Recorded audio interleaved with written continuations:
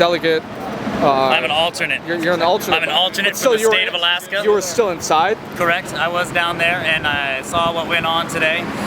Basically, my understanding is that the reason that the Romney people won't talk to you is that they have a gag order. Why would they have a gag order? Because they're not allowed to talk to the media unless they're allowed to say what they've been scripted, and if they haven't been given a script, they're not allowed to talk to you. That's my understanding, what I've heard from people. But ultimately what happened today is Ron Paul got a plurality in 6 states, which met the 5-state requirement. Then they changed the rules to require it to be 8 states.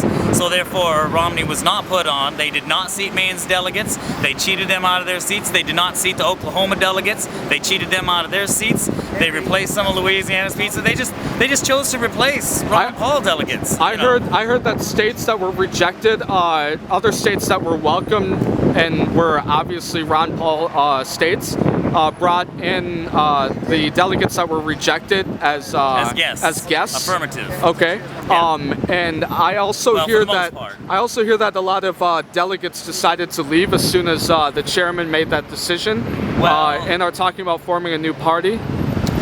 There is some talk about that. There's talk about a lot of things. There's some people that were talking about merging the Constitution, Libertarian Party, and making a Liberty Party. There are people talking about all kinds of things out there. You got a full third of the Republican Party that's not happy with what went on here today. Clearly there's corruption systemically from every level of the Republican organization, from right down to the local level, right up to what we saw here today. I mean, when you can just change the rules, you know, to suit the needs, then you're no better than the king that we shrugged off 250 years ago. Amen. All right, that's what I'm talking about. Amen. This is a tyranny that we live in today. This is a dictatorship. We don't have a choice. I came here to make a difference. But what am I going to do? I'm going to go in there and argue with them about planks, which they can ignore and there's no consequences. I'm going to argue with them about the rules, which they can just change at whim. No, I mean, I was here to do a job, to support Ron Paul, to promote the cause of liberty, and we've just been stifled and kicked out like we're some, fungus that's kind of attached ourselves to the party.